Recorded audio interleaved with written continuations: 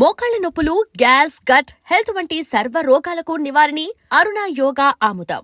హిమాలయాల్లో 60 ఏళ్ల క్రితం వదిలి వెళ్లిపోయిన అనుధార్మిక పరికరం ఇప్పుడు గంగా నదికి ముప్పుగా మారింది.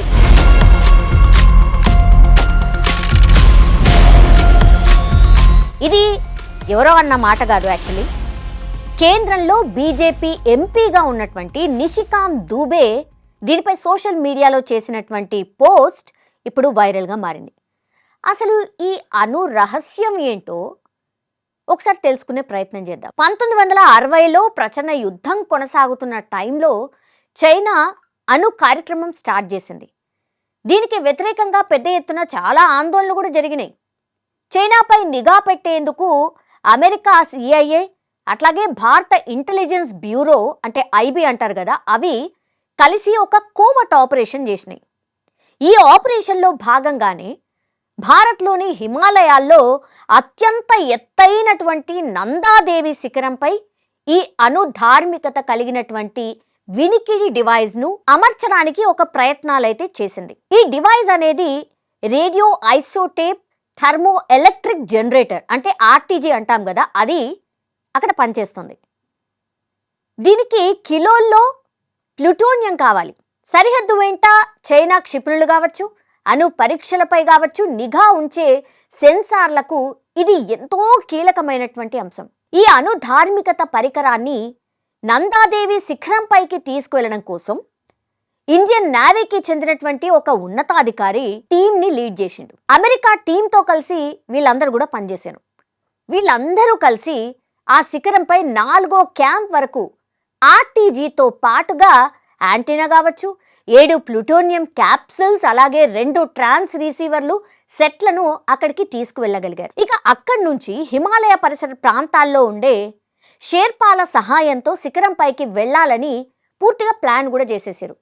కానీ అదే సమయంలో మంచు తుఫాన్ వచ్చేసింది కాబట్టి వాతావరణం వాళ్ళకి అనుకూలించలేదు. దీంతో ఏం చేసిండ్రు, అక్కడున్న టీంల సభ్యులు పూర్తిగా అక్కడి నుంచి వెనక్కి వచ్చేసారు. ఆ తర్వాత సంవత్సరం భారత బృందం మళ్ళీ అక్కడికి వెళ్లేందుకు ట్రై చేసింది.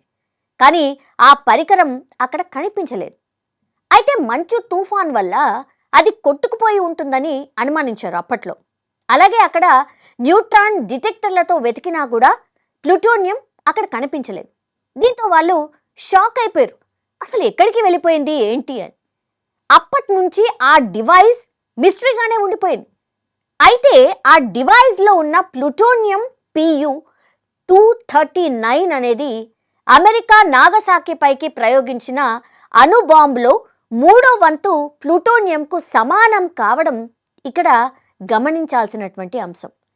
రేడియో ఐసోటోపీ థర్మో ఎలక్ట్రిక్ జనరేటర్ అంతరిక్ష ప్రయోగాలు లేదా సోలార్ పవర్ పనిచేయని మారుమూల ప్రాంతాల్లో కరెంటు ఉత్పత్తి చేసేందుకు జనరల్గా వాడుతుంటారు. ఇది కొన్ని దశాబ్దాల వరకు విద్యుత్ను ఉత్పత్తి చేసే సామర్థ్యం ఉంటుంది. ఇది అణుబాంబు తరహాలో పేలేది కాకపోయినప్పటికీ కూడా ఈ పరికరం దెబ్బతింటే దాని నుంచి వచ్చే రేడియేషన్ చాలా చాలా ప్రమాదకరం.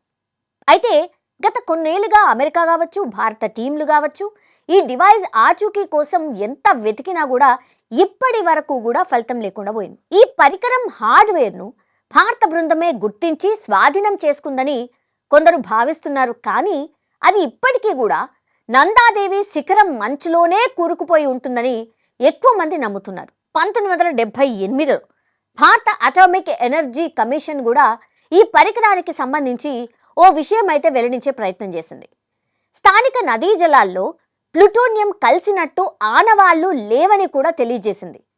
కానీ ఆ పరికరం ఏ ప్రాంతంలో ఉందనే దాని గురించి మాత్రం ఇప్పటి వరకు ఎవరికి క్లారిటీ లేదు.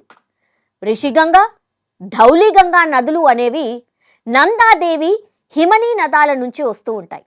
ఆ తర్వాత ఈ 2 కూడా అలకనంద, భగీరథలో కలిసిపోతూ ఉంటాయి. అప్పుడు దీన్ని గంగా నదిగా పిలుస్తూ ఉంటారు.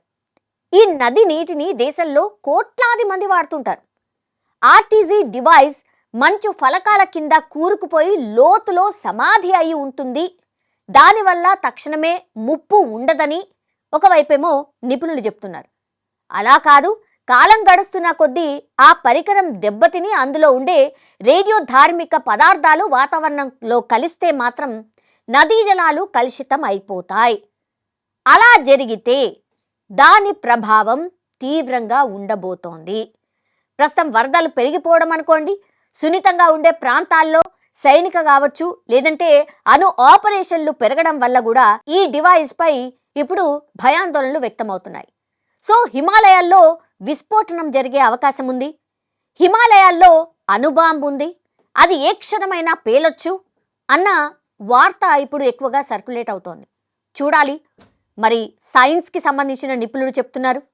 అట్లాగే చాలామంది నిపుణులు ఏం చెప్తున్నారంటే ఏదో జరగబోతోంది హిమాలయాల్లో, ఏదైనా జరగవచ్చు, వాతావరణంలో పెను మార్పులు జరుగుతున్నాయి కాబట్టి హిమాలయాల్లో ఒకవేళ ఈ అణుబాంబు పేల్తే గనక ప్రాణ నష్టం భయంకరంగా ఉండబోతోంది.